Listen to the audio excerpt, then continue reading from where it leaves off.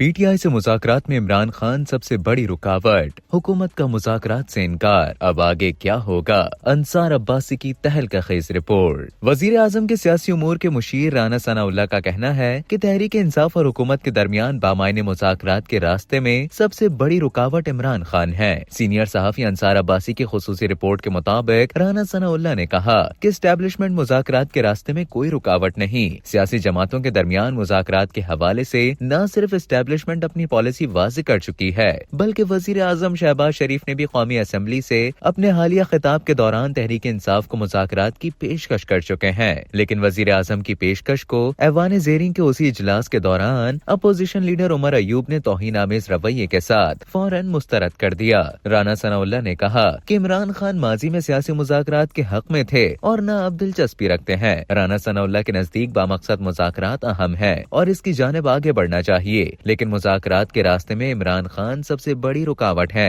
उन्होंने कहा कि तहरीक इंसाफ की दूसरे दर्जे की क़यादत हुकूमत के साथ बातचीत के हक में है, लेकिन उनके इस तरह के मुज़ाकरात की ख्वाहिश के बावजूद इमरान खान ने इन सब को मुस्तरद कर दिया, जिसका नतीजा 26 नवंबर जैसे वाकयात की सूरत में सामने आया। उन्होंने कहा कि 26 नवंबर का वाकया न सिर्फ मुज़ाकरात के मुमकिन आगाज के लिए एक संगीन झटका है, बल्कि इस वाक़े ने यह भी वाज़ेह कर दिया कि इमरान खान अपनी पार्टी की पूरी दूसरे दर्जे की क़यादत की राय को कोई हैसियत नहीं देते। उन्होंने कहा कि हुकूमत पीटीआई की दूसरे दर्जे की क़यादत से राब्ते में है, लेकिन ये लोग बेबस हैं और पार्टी के बानी चेयरमैन की जानिब से उन्हें वीटो किए जाने की वजह से ये लोग कुछ नहीं कर सकते। कुछ सियासी मुबस्सिरीन की राय है कि हुकूमत के साथ बामायने मुज़ाकरात के लिए तहरीक इंसाफ को फौज और उसकी साबिक़ा और मौजूदा आला क़यादत के साथ बराह रास्त तनाज़े की गुज़िश्ता 2 साला पॉलिसी पर नजर सानी करने की जरूरत है। ताहम राना सनाउल्लाह का कहना है कि फौज रवा साल 8 मई को मुज़ाकरात के हवाले से अपनी पॉलिसी वाज़ेह कर चुकी है। राना सनाउल्लाह DGISPR के बयान का हवाला दे रहे थे,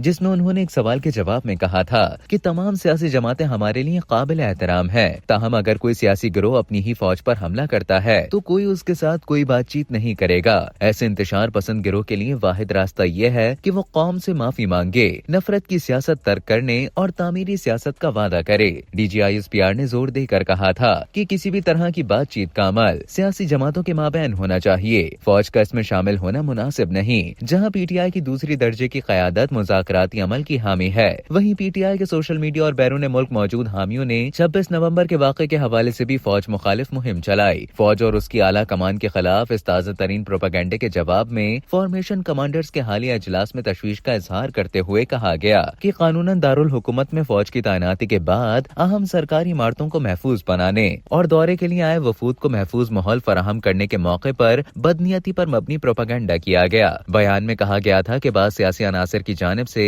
पाकिस्तान के अवाम, मुसल्लह अफवाज और इदारों के दरमियान दूरी पैदा करने की कोशिश में ये पहले से सोचा समझा और मरबूत मंसूबा और प्रोपेगेंडा ऐसे सियासी अनासर के मज़मूम मकासद की अक्कासी करता है। बैरूनी अनासर की हौसला अफजाई और मावनत से की जाने वाली ये बेकार कोशिश कभी कामयाब नहीं होगी। इजलास में इस बात पर जोर दिया गया कि ये जरूरी है कि हुकूमत जहर अफशानी, झूठ और निफाक के बीज बोने के लिए इजहार राय की आजादी के गैर अखलाकी इस्तेमाल को रोकने के लिए सख्त कवानीन और जवाबित को नाफिज और उन पर अमल करे। सियासी और माली मफादात के लिए जाली खबरें फैलाने वालों की निशानदही और उन्हें इंसाफ के कटहरे में लाने की जरूरत है।